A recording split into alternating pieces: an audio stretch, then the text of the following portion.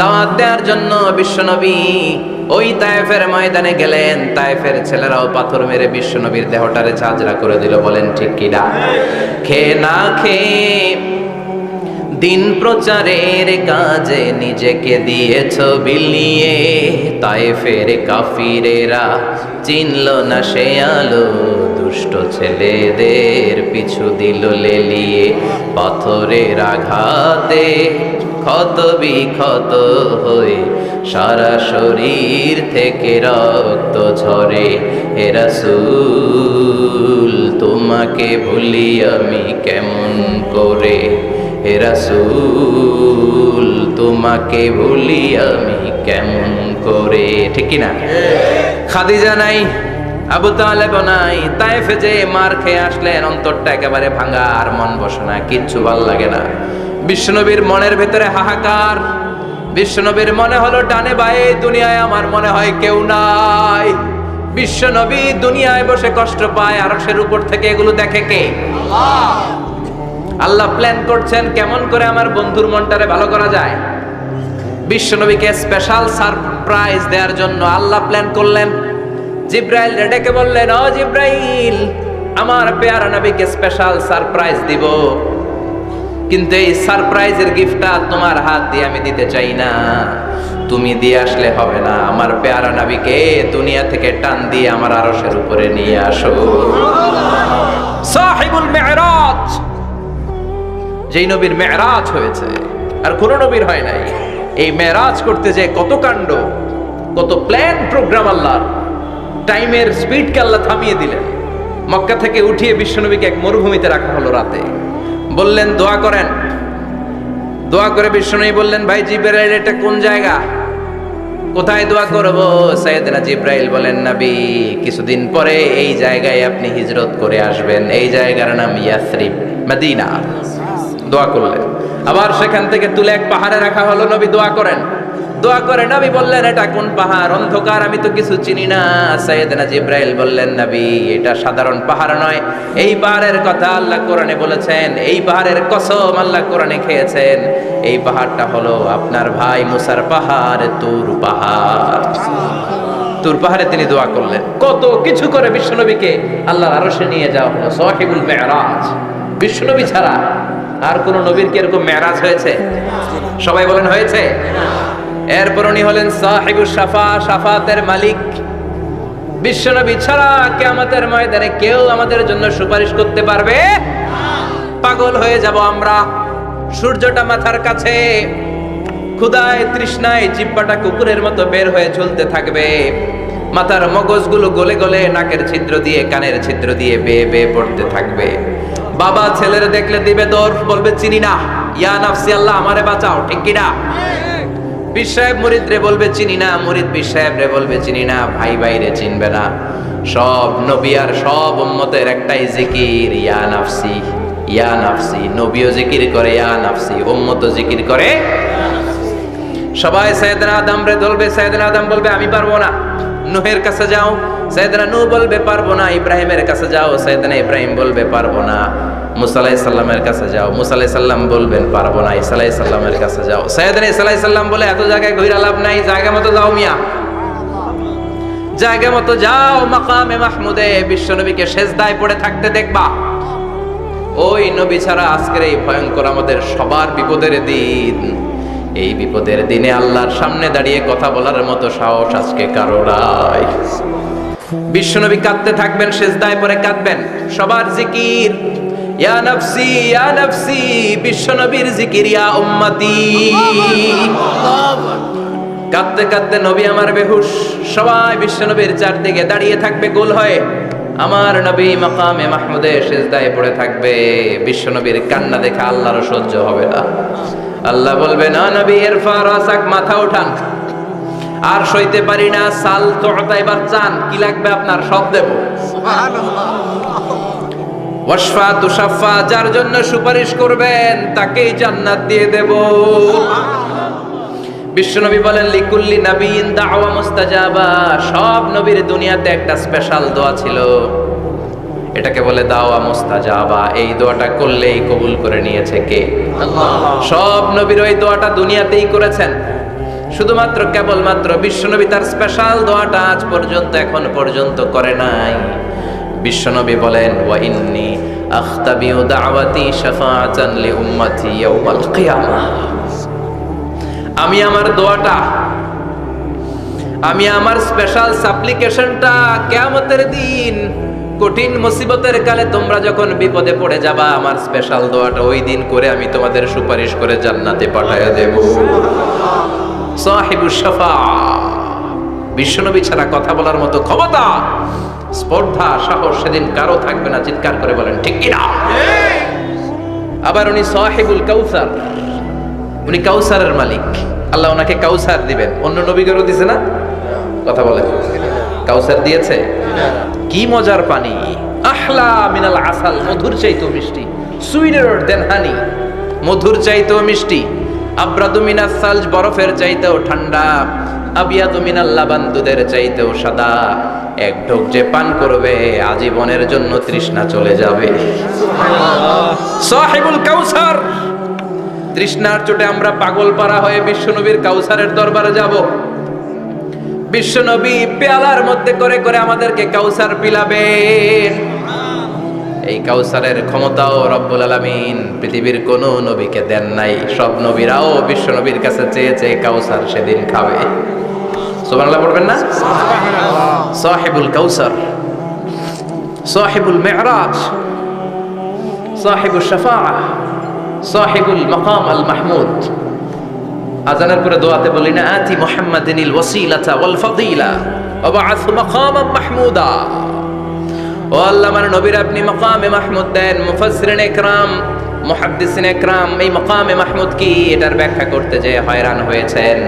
কেউ বলেছেন কিয়ামতের ময়দানে বিশাল একটা সিংহাসন, কেউ বলেছে জান্নাতের মধ্যে একটা সিংহাসন, কেউ বলেছে না না, আমার আল্লাহর আরশের পাশে স্পেশাল একটা জায়গা আছে, ওই জায়গাটার নাম হলো মাকামে মাহমুদ।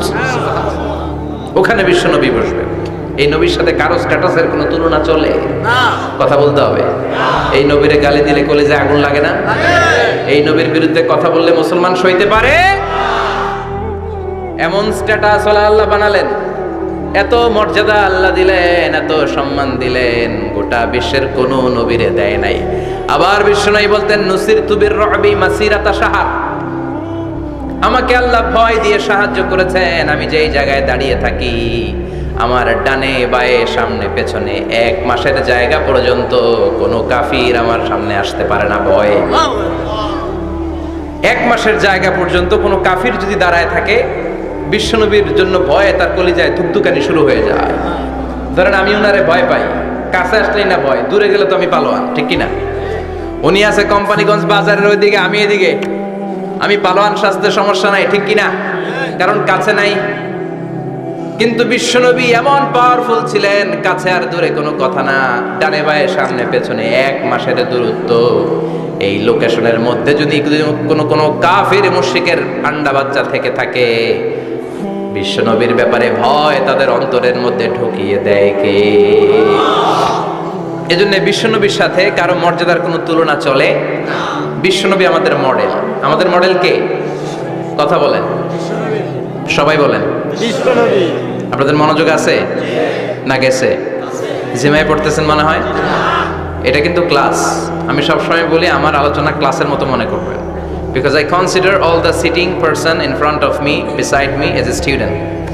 আমি যখন কথা বলি সবাইকে আমি স্টুডেন্ট ভাবি, আমাকে শিক্ষক ভাবি। আমার আগে যিনি কথা বলেছেন তখন উনি ছিলেন আমাদের শিক্ষক, আমার পরে কেউ বললে উনি শিক্ষক, আমরা ছাত্র, ঠিক কি না? কোরআনের ছাত্র হয়ে বাঁচলেও লাভ, মরলেও লাভ, ঠিক কি না? হাতি মরলেও লাখ টাকা, ঠিক কি না? কোরআনের স্টুডেন্ট বাঁচলেও লাভ, কোরআনের ছাত্র হয়ে মরলেও। এজন্য শেষ পর্যন্ত মনোযোগের সাথে কথাগুলো শুনতে হবে জীবন পরিবর্তন করার জন্য। রাজি আছেন তো? ঘুমে ধরে নাই তো?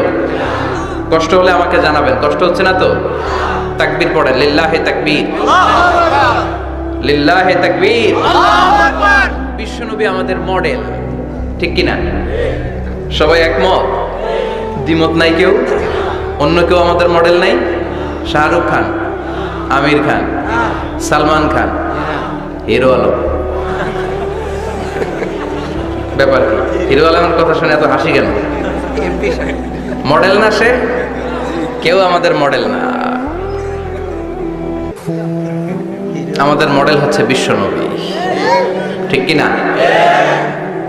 এজন্য আসুন বিশ্বনবীর জীবনী থেকে কিছু মেসেজ আমরা নেই, কিছু শিক্ষা আমরা নেই, যাতে করে জীবনটাকে এনলাইটেন করা যায়, আলোকিত করা যায়। আমরা এই মাহফিলগুলোতে এসেছি আলোকিত হতে, নাকি আলোকিত মানুষ হয়ে ফিরে যাব। এসে কিছু স্লোগান দিব, হুজুরের চেহারা দেখবো, হুজুরের সাথে মুসাফা করার জন্য, নো নো ওয়ে, এগুলোর জন্য মাহফিল নয়। Consider this program as a class, as a seminar. স্পিকাররা আসবে, কোরআন সুন্নাহর আলোকে কথা বলবে, এগুলো আমরা শুনবো, নোট ডাউন করব, মানার চেষ্টা করব, ঠিক কি না? মানতে রাজি আছেন তো? সবাই রাজি? সবাই? আল্লাহ তুমি কবুল কর, আমিন। আজকে বিশ্বনবীর জীবনী থেকে 3টা কথা শুনবো। এই 3টা কথা শুনে মানার চেষ্টা করব, তারপর আমরা একসাথে বিদায় নিব। পড়েন ইনশাআল্লাহ। প্রথমে জানবো আমার নবী দেখতে কেমন ছিলেন। জানতে মনে চায় না? চাঁদের চেয়ে সুন্দর ছিলেন, ঠিক কি না? চাঁদের চেয়ে সুন্দর তুমি নবী আমার কামলিওয়ালা, চাঁদের চেয়ে সুন্দর তুমি নবী আমার কামলিওয়ালা, দু জাহানের বাদশা তুমি প্যারা নবী সাল্লে আলা, দু জাহানের বাদশা তুমি প্যারা নবী সাল্লে আলা, চাঁদের চেয়ে সুন্দর তুমি নবী আমার কামলিওয়ালা, ঠিক কি না? আমরা হাদিসের আলোকে দেখার চেষ্টা করব আসলে তিনি কতটা সুন্দর ছিলেন। তাহলে প্রথমে শুনবো উনি দেখতে কেমন ছিলেন, তারপর শুনবো ওনার আচরণ কেমন ছিল। দেখতে কেমন ছিলেন মানে বাহিরটা কেমন, আর আচরণ মানে ভিতরটা কেমন, ঠিক কি না? 3 নম্বরে আমরা শুনবো ওনার মেধা, বুদ্ধি, ইন্টেলেকচুয়াল ক্যাপাসিটি কেমন ছিল। কষ্ট হয়ে যাচ্ছে না তো? আলোচনা কঠিন মনে হচ্ছে? তাহলে প্রথমে শুনবো ফিজিক্যাল ক্যারেক্টারিস্টিক্স, তারপরে শুনবো বিহেভিয়ারাল ক্যারেক্টারিস্টিক্স, এন্ড ফাইনালি আমরা শুনবো ইন্টেলেকচুয়াল ক্যারেক্টারিস্টিক্স। প্রথমে শুনবো দেখতে কেমন, তারপরে শুনবো আচরণ কেমন, এরপরে শুনবো বুদ্ধি কেমন। পড়েন ইনশাআল্লাহ। ইনশাআল্লাহ। শুনতে রাজি আছেন তো? প্রথম পয়েন্টে আমরা শুনবো আমার নবী দেখতে কেমন ছিলেন। বিশ্বনবী ঈসা ইসলাম দেখতে অনেক সুঠাম একজন মানুষ ছিলেন, শক্তিশালী একজন পুরুষ ছিলেন, অসাধারণ একজন পার্সোনালিটি ছিলেন, ঠিক কি না? উনি এত শক্তিশালী ছিলেন, বিশ্বনবী বলতেন আমার ডান হাতের ভেতরে আল্লাহ জান্নাতের 40 জনের শক্তি ঢুকিয়ে দিয়েছে। উনি মক্কার সবচেয়ে বড় কুস্তিগির রুকানাকে ধরে মাটিতে 3 বার আছাড় মেরেছেন। শক্তি বেশি না কম? সুবহানাল্লাহ পড়বেন না? বিশ্বনবীর এই বুকটা ছিল উঁচু, পেটটা ছিল চাপা, 6 প্যাক। কয় প্যাক? আপনাকে কয় প্যাক? আমার কয় প্যাক? বিশ্বনবীর 6 প্যাক। তবে শেষকালে একটু গায়ে গোশত বেড়ে গিয়েছিল, কিন্তু ইয়াং অবস্থায় 6 প্যাক। এই মুরাদনগরে জিমনেশিয়াম নাই?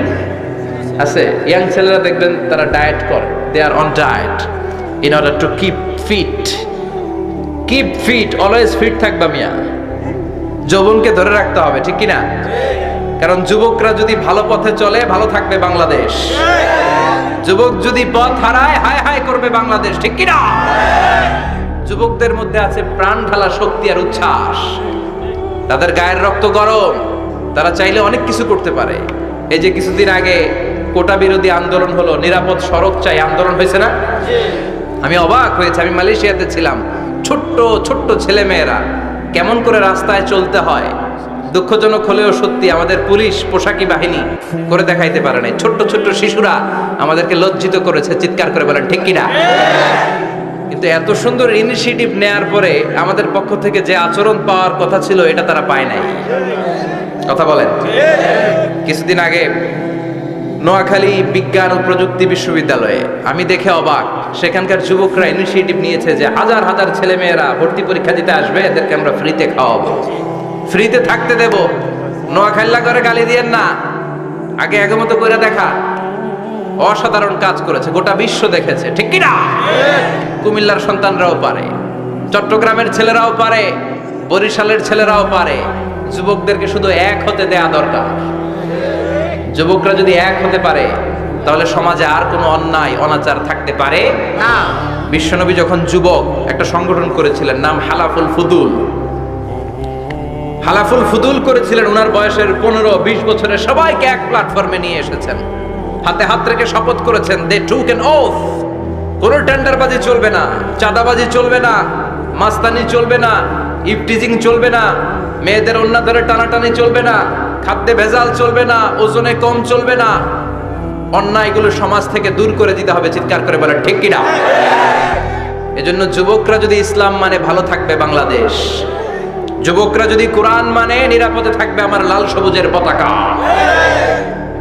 এজন্য যুবকদেরকে সংঘবদ্ধ হতে হবে, যুবকদের জন্য ইসলাম প্র্যাকটিস করার সুযোগ আমাদের জন্য বাড়াইতে হবে।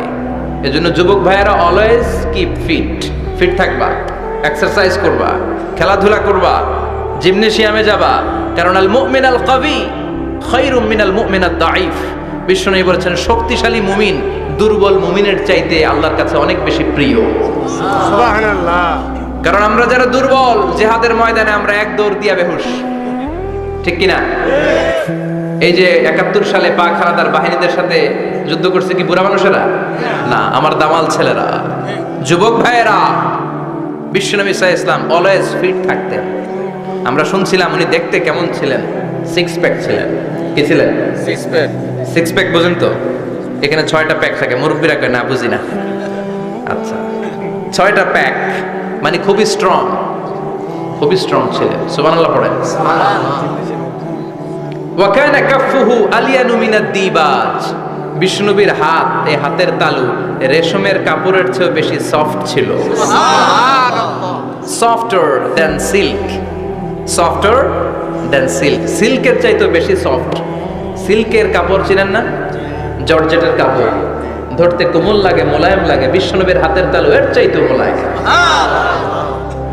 এই জন্য এই মোলায়েম হাত যদি কেউ মুসাফা করার সুযোগ পাইতো, কেউ আর হাত ছাড়তে চাইতো না।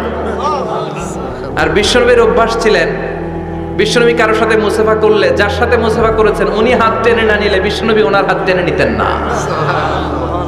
আল্লাহু আকবার পড়বেন না? কি অসাধারণ ব্যক্তিত্ব ছিল, হাতের তালু ছিল সফটার দেন সিল্ক। ওয়া কানা রাবাআতাম মিনাল কওম লাইসা বিত-তাবিল ওয়ালা বিল কাসীর। বিশ্বনবী দেখতে একজন মাঝারি গড়নের লোক ছিলেন, খুব লম্বাও না, খুব খাটোও না। খুব বেশি লম্বাদেরকে ভালো লাগে? কথা বলেন। তাকাইতে গেলে টুপি পরে যাওয়ার সম্ভাবনা আছে। খুব খাটো যারা, এদেরকেও কিন্তু দেখতে অতটা ভালো লাগে না। বিশ্বনবী ছিলেন ব্যালেন্সড, মাঝারি ধরনের। লাইসা বিত-তাবিল ওয়ালা বিল কাসীর। কিভাবে আল্লাহ চুজ করেছেন ওনার পেয়ারা হাবিবকে, পড়েন সুবহানাল্লাহ। সুবহানাল্লাহ। ওয়া কানা আযহারাল লাউন, ফর্সা রঙের মানুষ ছিলেন, ব্রাইট কালার। কি কালার? Bright colour. সিভি যারা লিখেন কারিকুলাম ভিটা, ওখানে স্কিন কালার লিখতে হয়। আপনি কি ফর্সা না কালো? কালো হলে ব্ল্যাক কালার, ফর্সা হলে ব্রাইট কালার। বিশ্বনবী ছিল ব্রাইট কালার, ফর্সা রঙের মানুষ। কতটা সুন্দর ছিলেন! অনেকে বলে সাইয়েদানা ইউসুফ আলাইহিস সালাম বেশি সুন্দর। না না, বিশ্বনবী সাইয়েদানা ইউসুফ আলাইহিস সালামের চেয়ে অনেক গুণ বেশি সুন্দর ছিলেন। বিশ্বনবী বলতেন আনা মালিহুন ওয়া আখি ইউসুফু সাবিহুন। আমি বিশ্বনবী মালিহ। আলেম যারা আছেন উত্তর দেন আরবিতে। মিলহুন মানে কি? লবণ। তার মানে মালিহ মানে লাবণ্যময়। বিশ্বনবী লাবণ্যময় সুন্দর ছিলেন, আর ইউসুফ আলাইহিস সালাম সাদা সুন্দর ছিলেন। এদিকে লাবণ্যময়, এদিকে সাদা, কোনটা ভালো লাগবে? কথা কন। তার মানে বিশ্বনবীর গায়ের স্কিন ছিল ব্রাইট কালার, ফর্সা রঙের মানুষ ছিলেন, মাঝারি সাইজের মানুষ ছিলেন, 6 প্যাকের মানুষ ছিলেন। ওয়া কুবিদা ওয়া লাইসা ফি রাসিহি ওয়া লিহিয়াতিহি 20 শাআরা বাইদা। ইন্তেকালের আগে দাড়ি আর চুল মিলে 20টা দাড়ি চুলের বেশি পাকে নাই। সুবহানাল্লাহ পড়বেন না? দাড়ি আর চুল মিলে মোট পাকছিল কয়টা? অনেকে বলে হুজুর স্বপ্নের ব্যাখ্যা দেন। কি স্বপ্ন দেখেছেন? তিনি বললেন আমি স্বপ্নে দেখেছি একজন লোক আল্লাহ রাসূলের কবর থেকে উঠে এসেছে। তাই নাকি? উনি জানতে চাচ্ছে যে এটা আল্লাহ রাসূল কিনা। আমি বললাম চেহারা কেমন দেখেছেন? বলে হুজুর আমি দেখলাম ধবধবে সাদা দাড়ি, ধবধবে সাদা চুল। তার মানে উনি কি আল্লাহ রাসূলকে দেখেছে? না। আল্লাহ রাসূলের ধবধবে সাদা চুল ছিল না, ধবধবে সাদা দাড়ি ছিল না। ইন্তেকালের আগে দাড়ি আর চুল মিলে পাকছিল কয়টা? কোম্পানিগঞ্জের ভাইয়েরা মনে থাকবে? দাড়ি আর চুল মিলে পেকেছিল কয়টা? কেমন করে পাকবে? উনি তো জাইতুনের তেল মালিশ করতেন। সুবহানাল্লাহ। এজন্য আল্লাহ কসম করে বললেন, ওয়াত-তিনি ওয়াজ-জাইতুনি ওয়া তুরি সিনিন ওয়া হাদাল বালাদিল আমিন। তিন ফলের কসম, জাইতুনের কসম।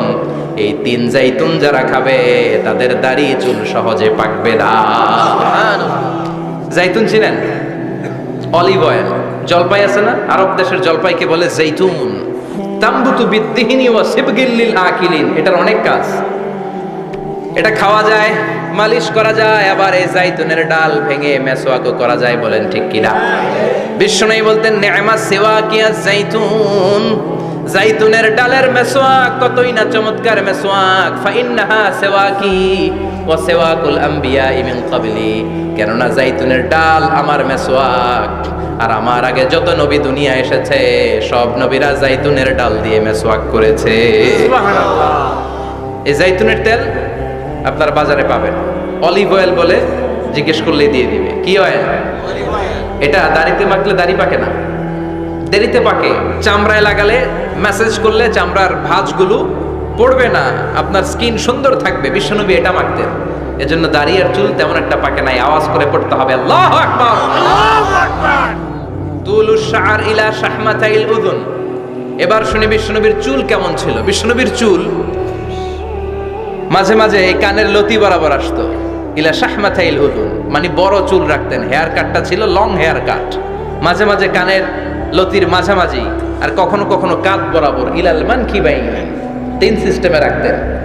কানের মাঝ, কানের লতি, কাঁধ বরাবর। ইয়াংরা মহা খুশি যে বড় চুল রাখার দলিল পাইছে। সুন্নতের নিয়তে রাখতে হবে, একটা ভদ্র কাটিং হইতে হবে। আর ইউনিভার্সিটি আর স্কুলের স্টুডেন্ট হলে ইউনিভার্সিটির ড্রেস কোড, হেয়ার কাট মেনে চলতে হবে, ঠিক কি না? আর সুন্নাতের নিয়তে যদি রাখতে চাও একটা ভদ্রতা থাকতে হবে, একটা সৌন্দর্য থাকতে হবে। ইদানিং অনেক ছেলেরা খুব অদ্ভুত কাটিং দেয়। এই হেয়ার কাটগুলো নিষিদ্ধ। একটা হেয়ার কাট আছে কাজাহ, নাহা রাসূলুল্লাহি আনিল কাজাহ। বিশ্বনবী কাজাহ কাটিং দিতে নিষেধ করেছেন। কাজাহ মানে চুলের কিছু অংশ ট্রিম করে চামড়ার সাথে লাগানো, কিছু অংশ বড় বড়, এরকম আছে না নাই? এটারে আমি বলি ঘোড়া কাটিং। কি কাটিং? ঘোড়া কাটিং। ঘোড়ার মাথায় এরকম লম্বা চুল আছে না নাই? কেউ যদি এখানে থেকে থাকো মাইন্ড করো না, নেক্সট ডে আর এই হেয়ার কাট নিবা না, ঠিক কি না? রাজি আছি তো? আমার যুবকরা পছন্দ করে বেশি, আমিও পছন্দ করি ওদেরকে খুব বেশি। ওরা আমার কথা বুঝে বেশি, আমিও ওদের হৃদয়ের কথা বুঝি বেশি। এজন্য এগুলো ভালোবেসে বলি। যদি কেউ নিয়ে থাকো এই নিষিদ্ধ হেয়ার কাট, সামনে আর নিবা না। ইনশাআল্লাহ পড়ো। ইনশাআল্লাহ। আর জোরে ইনশাআল্লাহ। ইনশাআল্লাহ। ওয়া কানা ইউফাররিকু বাইনা শা'রি। চুলের মাঝখানে বিষ্ণুনবী সিতি করতেন। আপনারা কাজী নজরুল ইসলামের ছবি দেখেছেন? দেখবেন যে উনি মাঝখানে সিতি করতেন। বিষ্ণুনবী এভাবে মাঝখানে সিতি করে সিতির মাঝখানে আতর ঢেলে দিতেন। সুবহানাল্লাহ। কেন ঢেলে দিতেন? যেখানেই সেজদা দিতেন ওই জায়গায় আতরের ঘ্রাণে আমোদ হয়ে যেত। আরিদুস সদর, বুকটা ছিল প্রশস্ত। ওয়া কানা বাইনা কাতিফাইহি খাতামুন নবুওয়া, আর পিঠের মধ্যে কাজিররিল হাজালা, কবুতরের ডিমের মতো একটা মাহরুন নবুওয়া ছিল। উনি যে শেষ নবী, উনি যে প্রফেট, দ্য লাস্ট মেসেঞ্জার, এটা প্রমাণ। আল্লাহ সিল মেরা দিছে বাম দিকের কাঁধে, ডান দিকে না। কোন দিকে? সাহাবারা যারা এটা দেখেছেন তারা বলেছেন যে আমরা দেখেছি এর মধ্যে কিছু চুলও ছিল, একটু লালচে ছিল, একটু উঁচু ছিল। একদিন বিশ্বনবী বললেন, বান্দার কোনো হক আল্লাহ কোনোদিন ছেড়ে দেয় না। আল্লাহর হক আল্লাহ মাফ করে, বান্দার হকের মাফ নাই। যদিও আমি নবী, আমার উপর যদি কোনো হক থাকে বলো, আমি দিয়ে দেব। কোন সাহাবী দাঁড়ায় না। এক সাহাবী দাঁড়িয়ে বললেন, নবী, যুদ্ধের ময়দানে চাবুক চালানোর সময়, লাঠি চালানোর সময় এক কাফেরকে মারতে যেয়ে আপনার লাঠির বাড়ি আমার পিঠের মধ্যে পড়েছে। আপনি যেহেতু এই কিসাসটা আদায় করতে চান, আপনার পিঠে আমি লাঠির বাড়ি মেরে এটারে শোধবোধ করে দিতে চাই। সাইয়েদনা ওমরে ফারুক হাতের জামা এরকম পড়তে শুরু করছে, আয় এদিকে আয়, তোরে শোধবোধ করাই। বিশ্বনবী বললেন, ওমর রাখো, এটা বান্দার হক, মিটাতে দাও। বিশ্বনবী বললেন, আসো তুমি এসে আমার পিঠে লাঠি দিয়ে চাবুক দিয়ে বাড়ি মারো। সাহাবী বলে, ও নবী, তখন দুর্ভিক্ষের সময়ের যুদ্ধ ছিল, আমাদের গায়ে জামা ছিল না। যখন আপনি আমার চাবুকটা পিঠের মধ্যে মেরেছেন, আমার পিঠে তখন জামা ছিল না। আপনি যদি যথা নিয়মে কেসাসটা আদায় করতে চান, আপনার জামাটা খুলেন, খালি পিঠের মধ্যে বাড়িটা মারেন। এবার ওমরে ফারুককে ধরে কে? এদিকে আয়, তোরে দেখাইতেছি। বিশ্বনবী বললেন, ওমর থামো, মারতে দাও। বিশ্বনবী উনার জুব্বাটা উপরের দিকে উঠালেন, পিঠের মধ্যে বাড়ি দেওয়ার জন্য ওই সাহাবীকে ডাকলেন। ওই সাহাবী বিশ্বনবীকে পিছন দিক থেকে জড়িয়ে ধরে ওই মোহরে নবুয়তের মধ্যে চুমু দিয়ে ফেলেছে। সাহাবী বললেন, নবী গো, এই নাটক করার জন্য আপনি আমারে মাফ করে দিয়েন। আপনি বিশ্বনবী, উদম গায়ে আপনারে দেখা যায় না, খালি গায়ে আপনারে দেখা যায় না। শুনেছি আপনার পিঠের মধ্যে মোহরে নবুয়ত আছে। অনেক দিনের সাধনা, জল্পনা কল্পনা, আপনার মোহরে নবুয়তে আমার ঠোঁটটা আমি লাগাবো। আপনার মোহরে নবুয়তের মধ্যে আমার ঠোঁটটা লাগে, আমার ঠোঁটটারে আমি জাহান্নাম থেকে পরিত্রাণ করাবো। এজন্য প্ল্যান প্রোগ্রাম করে এতক্ষণ আপনার জামাটা খুলতে বলেছি। আপনার উপরে আমার কোনো হক নাই। আমার আব্বা মা, আমার সম্পদ, আমার জীবন আপনার জন্য কোরবান গো নবী। বিশ্বনবীর পিঠে বাম দিকে খাতামুন নবুওয়া ছিল, মাহরে নবুওয়া। কোন বর্ণনা এসেছে উনি এই মাহরে নবুওয়া দিয়ে পিছন দিকে দেখতেন। বিশ্বনবী যখন নামাজ পড়তেন উনি বলতেন, ইস্তাকিমু ওয়া'তাদিলু ইয়ারহামুকুমুল্লাহ, কাতার সোজা করো, ফাঁকা জায়গা বন্ধ করে দাও, কারণ আমি সামনে যেমনি দেখি পেছনেও তেমনি দেখি। অনেকে বলেন বিশ্বনবী পেছনে দেখতেন এই মাহরে নবুয়তের জায়গাটা দিয়ে। এটা ছিল বিশ্বনবীর behind CC camera, behind close circuit camera. আল্লাহু আকবার। বিশ্বনবী ছাড়া কোন নবীর পিঠে এরকম মাহরে নবুয়া ছিল নাকি? কথা বলেন। এজন্য ওই নবীরে গালি দিলে সহ্য হয়? কথা বলেন, সহ্য হয়? আবিয়াদুল ইবতাইন, বগল ছিল শুভ্র সাদা। আমাদের বগল কি সাদা? দুর্গন্ধ, কুৎসিত, কালো, তাই না? বিশ্বনবীরটা কালো? কথা কম, শুভ্র সাদা। আমরা দোয়া করি এভাবে। বিশ্বনবী মাঝে মাঝে দোয়া করতে করতে বৃষ্টির জন্য যখন দোয়া চাইতেন, আরাফার ময়দানে যখন দোয়া চাইতেন, দোয়া করতে করতে হাতটারে উপরের দিকে করতেন। সবাই এরকম হাত তোলেন, সবাই হাত তোলেন। বিশ্বনবী মাঝে মাঝে আবেগের চোটে এইখান থেকে হাতটা এই জায়গায় নিয়ে যেতেন। সুবহানাল্লাহ। বিশ্বনবী যখন হাত আবেগের চোটে উপরের দিকে উঠাতেন, বিশ্বনবীর বগল দেখা যেত। সাহাবারা বলতেন, হাত্তা ইয়ারা বায়াদু ইবতাইহি, এই সুযোগে আমরা দেখতাম ওনার বগলটা ধবধবে সাদা, কোনো দাগ ছিল না। মুস্তাওয়াল জাবিন, প্রশস্ত ললাট ছিল। আসাম্মুল আনফ, খাড়া নাক ছিল। বিশ্বনবীর নাক কিন্তু বোচা ছিল না। এরকম চারটা নাকরে আপনারা কোম্পানিগঞ্জে কি বলেন? চাকমা? কি নাক? হ্যাঁ, বুসা। নাক বুসা বা বোচা।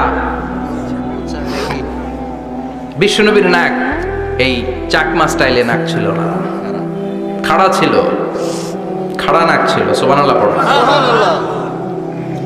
মুফাল্লিজুল আসনান, দাঁতগুলো ছিল পরিপাটি। বিশ্বনবীর দাঁতের দিকে তাকালে, বিশ্বনবীর হাসির দিকে তাকালে মনে হতো হাসিতে যেন মুক্তা ঝরে। বিশ্বনবী দেখতে কেমন ছিল আন্দাজ পাচ্ছেন না মোটামুটি? এই চমৎকার দেহটা নিয়ে যখন আয়নার সামনে দাঁড়াতেন, বিশ্বনবী জোস জোস পোজ দিতেন না। এখনকার ছেলেপেলেরা বলে আয়নার সামনে দাঁড়াইয়া দেই জোস জোস পোজ, আছে না নাই? বিশ্বনবী জোস জোস পোজ দিতেন না। বিশ্বনবী আয়নার সামনে দাঁড়িয়ে বলতেন, আল্লাহুম্মা হাসানতা খালকি ফাহসিন খুলুকি।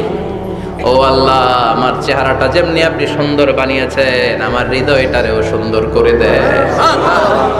What a attitude, what an attitude! কি অ্যাটিটিউড ছিল ওনার!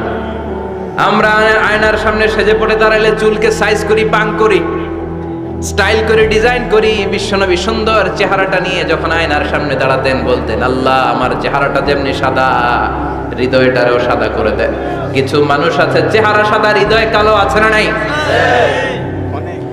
কিছু মানুষ আছে চেহারাটা কুচকুচে কালো, অন্তরটা সাদা, এমন মানুষও আছে না নাই?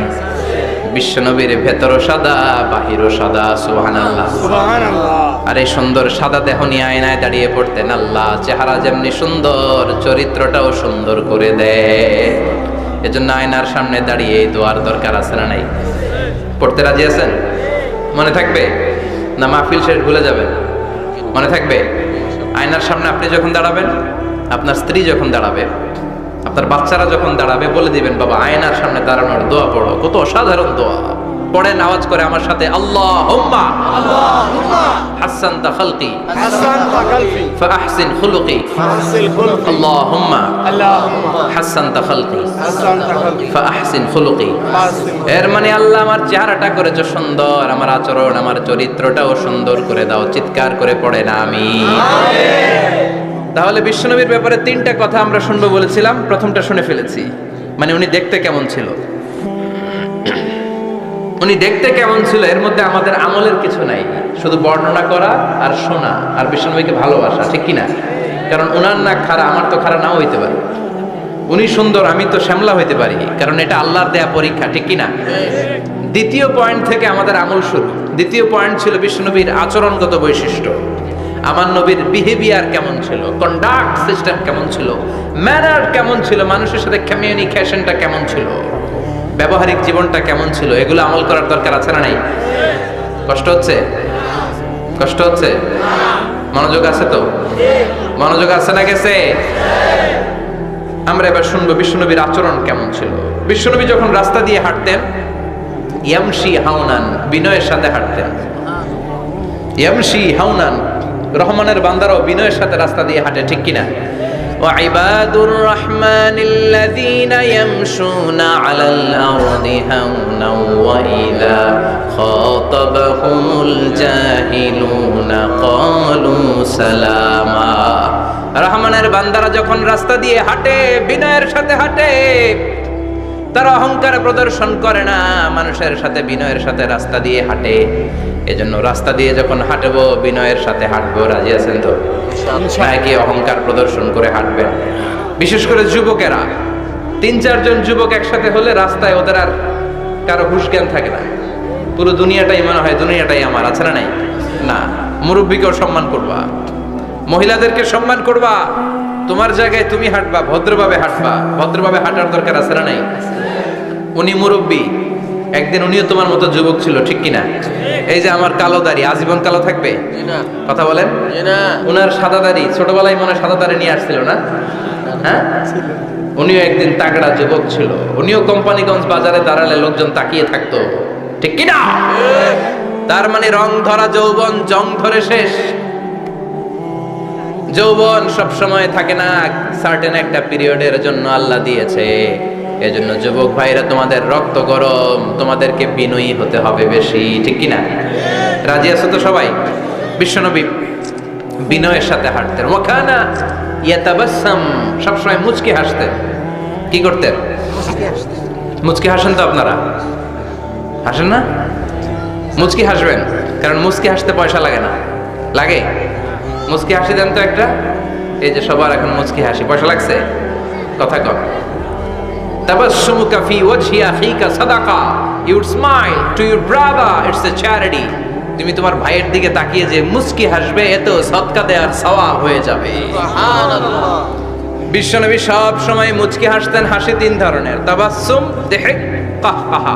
কাহকাহা মানে অট্ট হাসি, আলিফ লাইলার দত্তরা যেমন হাসি দেয় ওই হাসি। এটা নামাজের মধ্যে কেউ দিলে নামাজও শেষ, ওযুও শেষ।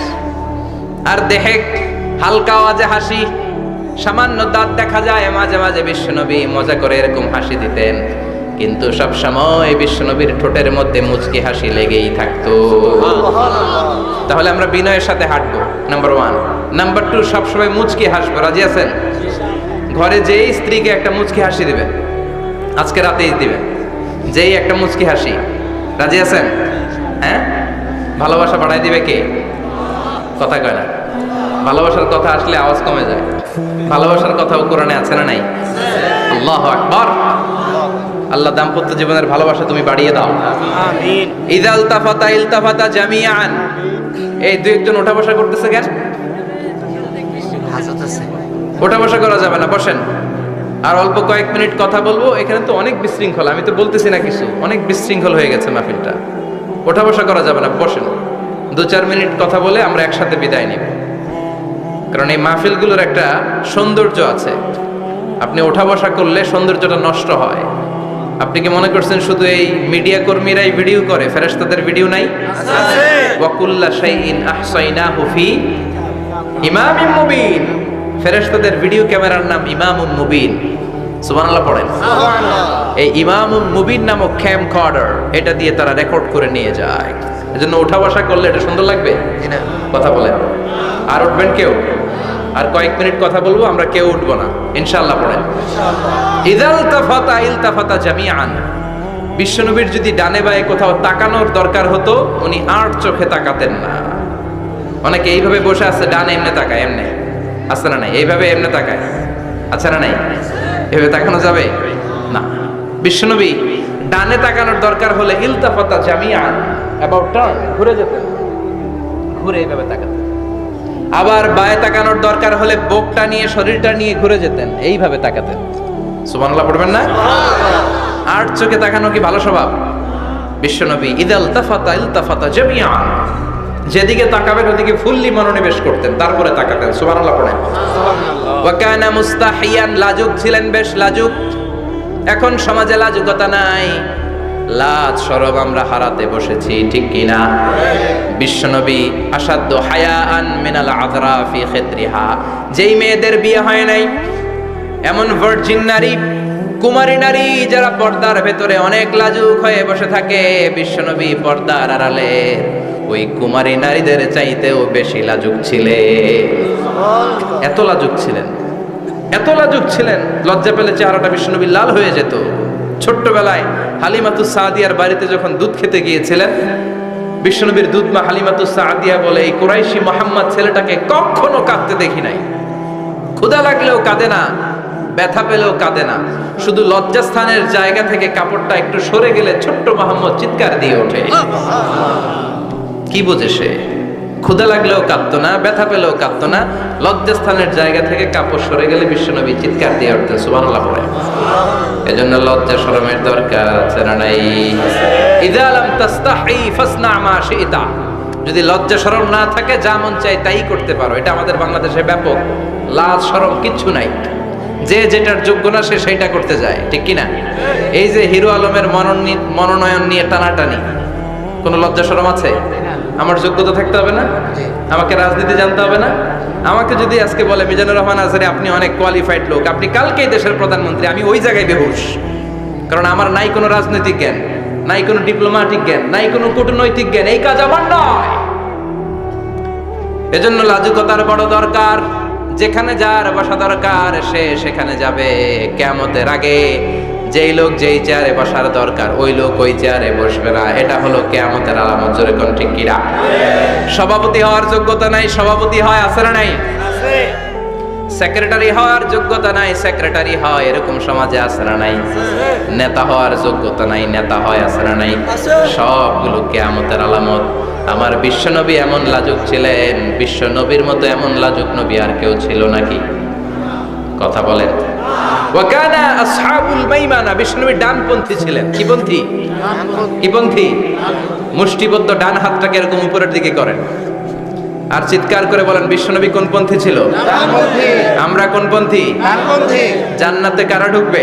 ডানপন্থীরা। কোন বামপন্থীর স্থান জান্নাতের ভেতরে হবে না। চিৎকার করে বলেন, কোন নাস্তিক জান্নাতে ঢুকতে পারবে না। এজন্য নবীদের মতো ডানপন্থী হতে হবে। জোরে কোন ঠিক কিনা? বিশ্বনবী সব ভালো কাজগুলো ডান দিক দিয়ে করতে পছন্দ করতেন। জামা পরলে ডান দিক দিয়ে, খাবার বিতরণ করলে ডান দিক দিয়ে, মুসাফা করা শুরু করলে ডান দিক দিয়ে, ডান দিক দিয়ে ভালো কাজ বিশ্বনবী পছন্দ করতেন। সুবহানাল্লাহ পড়েন। আসহাবুল মাইমানা, বিশ্বনবী মেহমানদারি করতে পছন্দ করতেন। আমরা করি তো? মেহমানদারি করান? মেহমান ঘরে আসলে ভালো লাগে? খারাপ লাগে কার কার দেখি? সবার ভালো লাগে, কিন্তু আমরা অনেকে খুশি হই না। মেহমান আসলে নাখোশ হই, নিজেই খাইতে পাই না। মেহমান আইছে কে?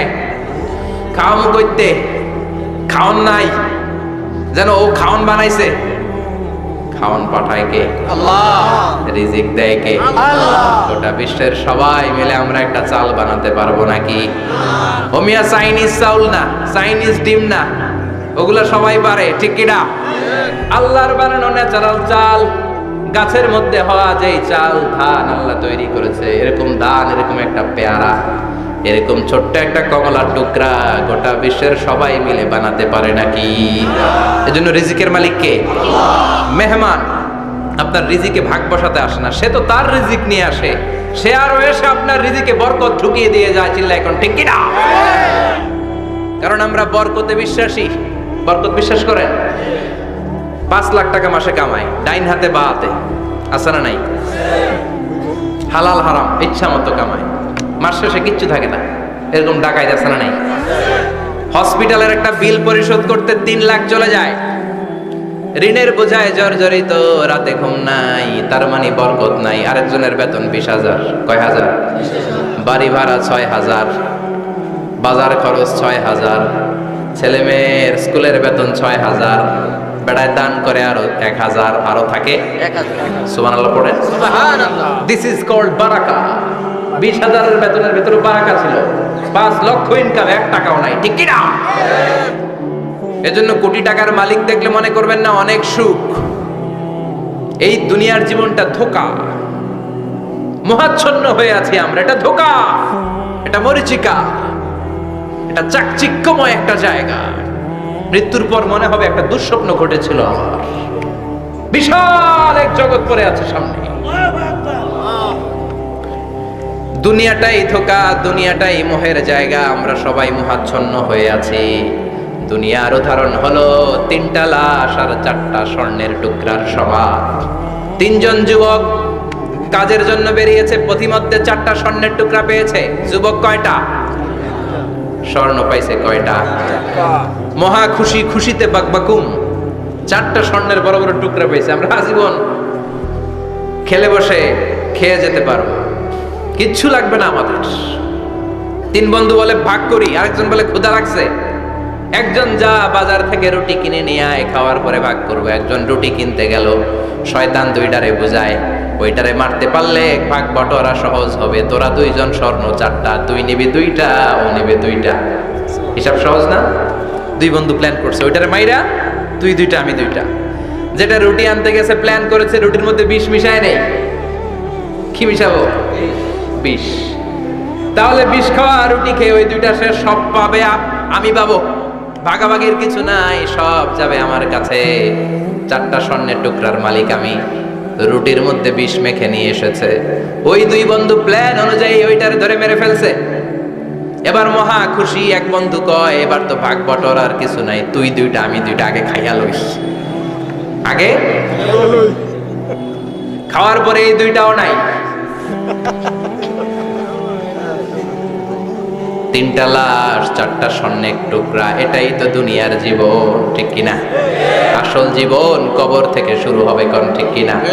একদিন মাটির ভেতরে হবে ঘরে মন আমার, কেন বাঁধো দালান ঘরে মন আমার, কেন বাঁধো দালান ঘর, ঠিক কিনা? দুনিয়ার জীবন আসল জীবন না, এটা মরিচিকা, এটা ধোঁকা, এটা মোহ, এটা শয়তানের চাকচিক্য। আসল জীবন কবরের জীবন, আসল জীবন সামনে পড়ে আছে, জন্য বরকতে বিশ্বাস করি আমরা, ঠিক কিনা? ল্যান্ড ক্রুজার দাপিয়ে বেড়ায়, বড় বড় টাওয়ারের মালিক, অনেক সম্পদের মালিক, এটা দেখেই মনে করবেন না অনেক সুখে আছে, ঘরে যেয়ে দেখেন কোনো সুখ নাই, ঠিক কিনা? সাধারণত টাকা যার বেশি দুঃখ তার বেশি, টাকা যার কম সুখ তার বেশি। সুবহানাল্লাহ পড়েন। সুবহানাল্লাহ। আল কানাআতু মিনাল ইসলাম।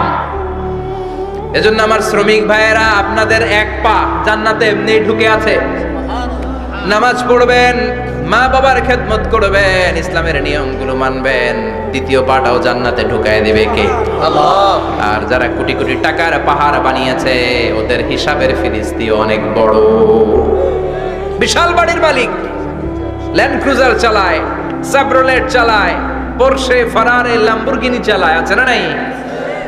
ঘরে সুখ নাই, রাতে ঘুম নাই, টেনশন আর টেনশন, 4টা ট্যাবলেট খেয়ে আধা ঘন্টা ঘুমাতে পারে না, এরকম ধনী আছে না নাই? সব ধনীরা আবার এক পাল্লায় মাইবেন না। হালাল পন্থায় মাথার ঘাম পায়ে ফেলে যেই ধনী ব্যবসায়ীরা বড় লোক হয়েছে, ওদের ঘরে ঠিকই শান্তি আছে।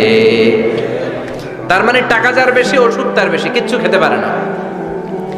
দেখবেন ধনীদের খাবারের ডায়েটে থাকে ভেজিটেবলস আইটেম, ঠিক কি না? এমনি হজম হয় না, আবার ডাক্তারের কাছে গেলে বলে কিচ্ছু খাবেন না, খালি ঘাস খাবেন। কি খাবেন? মানে ভেজিটেবল খাবেন, সবজি খাবেন তো সুস্থ থাকবেন। আছে না নাই? ঘুম নাই, শান্তি নাই। এই যে কোম্পানিগঞ্জ বাজারের যারা কুলি মজুর শ্রমিক, এদের ঘুমে ঝামেলা আছে? কথা বলেন। ধনী পয়সাওয়ালা কোটিপতি, সে ঘুমের ট্যাবলেট খায়। ঘুমের জন্য যে ট্যাবলেট লাগে রিক্সাওয়ালা ওইটাই জানে না, ঠিক কি না? 1000 কোটি টাকার মালিক হলে বাড়ি কিনা যায়, গাড়ি কিনা যায়, সুখ কিনা যায় না। কোম্পানিগঞ্জ বাজারে সুখ বিক্রি হয় এমন দোকান আছে নাকি? কথা কন, একটাও নেই। কি করলেন আপনারা? সুখের দোকান দিতে পারলেন না? কি আজীব তামাশা! টাকা দিয়ে সুখ কিনা যায় না, গাড়ি কিনা যায়, বাড়ি কিনা যায়, কিন্তু সুখ নো ওয়ে, কেনা যায় না। টাকা হলে জাজিম কিনা যায়, বালিশ কিনা যায়, ঘুম কিনা যায় না। ঘুম কিনা যায়? ফার্মেসিতে ডাক্তারের কাছে যে যদি বলেন 2000 টাকার ঘুম দেন, দিবে? ডাক্তার কি বলবে? দূর মিয়া, আমারই ঘুম আসে না, তোমারে আমি ঘুম বিক্রি করব। আচ্ছা না নাই? শ্রমিক ভাই, রিক্সাওয়ালাদের ঘুমের ঝামেলা নাই। যেখানে রাই তো এখানে, যেখানে রাই তো এখানেই কাই। ওর মাথা লাগতে দেরি বিছানায়, নাক ডাকতে দেরি হয়? ওর নাকের ডাকের আওয়াজে ট্রাকের ইঞ্জিনও ফেল, ঠিক কিনা? এজন্য আমরা বরকতে বিশ্বাসী। অল্প খাবো, অল্প পড়বো, অল্প জমাবো, অল্পের ভেতর বরকত দিয়েছে কে? এজন্য মেহমান আসলে বিশ্বনবী খুশি হতেন, আমরাও মেহমান আসলে খুশি হব। রাজি আছি না নাই? সবাই রাজি? মেহমানদারি করাবেন তো? এরপরে বিশ্বনবী ইনসাফ করতেন। কি করতেন? ইনসাফ করতেন। বিচার করার সময় বিশ্বনবী ইনসাফ করতেন। গোটা বিশ্বকে ইনসাফ শিখিয়েছেন বিশ্বনবী। আমাদের দেশেও তো ইনসাফ হয় না? হাইকোর্টে, সুপ্রিম কোর্টে, গ্রাম্য সালিশে আছে? আছে? আহা, আহকামুল হাকিমিনের দরবারে সবগুলো বিচার আবার বসবে। চিল্লায় বলেন ঠিক কিনা? অমিয়া দুনিয়াতে বিচারপতি বিচারের রায় দেয়, ওই বিচারপতিরও বিচার আছে না নাই? সবচেয়ে বড় বিচারপতির নাম কি? বিশ্বনবী ইনসাফ করে গোটা বিশ্বকে দেখিয়ে গেলেন কেমন করে বিচার করতে হয়। বিশ্বনবীর কাছে কখনো বিচার আসলে বিশ্বনবী দুই পক্ষের কথা শুনে রায় দিতেন। পড়েন সুবহানাল্লাহ। সব সময় দুই পক্ষের কথা শুনে রায়। এখন কি দুই পক্ষকে সমান প্রিভিলেজ দেয়া হয়? কথা বলেন। কারণ কোরআন দিয়ে বিচার হয় না। কোরআন দিয়ে বিচার হোক আমরা চাই কি চাই না? আমার সংসদ ভবনের ভেতরে কোরআনের আইন দিয়ে সংসদ ভবন কায়েম হোক আমরা চাই কি চাই না? সেনাবাহিনীর ভেতরে দরবার হলগুলোতে যখন আলোচনা বসে কোরআন মাঝখানে থাকবে, চিল্লায় বলেন ঠিক কিনা? দেশের সবগুলো ক্যান্টনমেন্টের ভেতরে কোরআন থাকার দরকার আছে না নাই? সবগুলো আদালতের ভেতরে কোরআন থাকার দরকার আছে না নাই? কোরআনের আইন অনুযায়ী আমার দেশের সব নিয়ম কানুন চলবে আমরা চাই কি চাই না? এই কোরআনের আইনের বিরুদ্ধে যদি কোনো আইন পাশ করা হয়, আমরা ওই আইনের বিরুদ্ধে চিৎকার করে বলেন ঠিক কিনা? আমরা এই কোরআনের জন্য সব বাজি রাখতে রাজি আছি। আমরা জীবন বাজি রাখতে রাজি আছি। আমরা দেহের তাজা রক্ত বিলিয়ে দিতে রাজি আছি। জোরে বলেন ঠিক কিনা? কোরআনের জন্য কে কে ময়দানে থাকতে রাজি আছেন? হাত উঁচু করে আল্লাহর দেখা।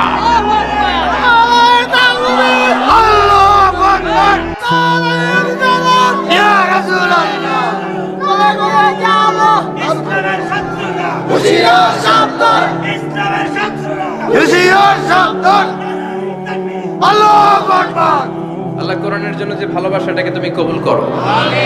আমরা যেন দেখে যেতে পারি যে এই দেশে কালেমার পতাকা পতপত করে উড়েছে।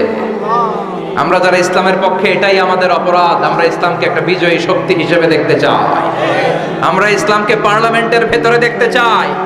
আমরা কালিমার পতাকা পতপত করে উঠছে এটা দেখে যেতে মরতে চাই। চিল্লায় বলেন ঠিক কিনা? বিশ্বনবী ইনসাফ শিখালেন। বিচার আসলে দুই পক্ষের কথা শুনতেন। বিশ্বনবীর স্ত্রী সাউদা এসে বলে, নবী, আমি আপনার কুমারী বউ আয়েশার ঘরে তরকারি নিয়ে গিয়েছিলাম, ঝোল নিয়ে গিয়েছিলাম, কোন বর্ণনায় পায়েস নিয়ে গিয়েছিলাম। তরকারি দেওয়ার পরে আপনার স্ত্রী রেগে বলে, তরকারি দিলা কেন? আমি কি তরকারি রাঁধতে পারি না? আনলা কেন? রাগের চোটে তরকারি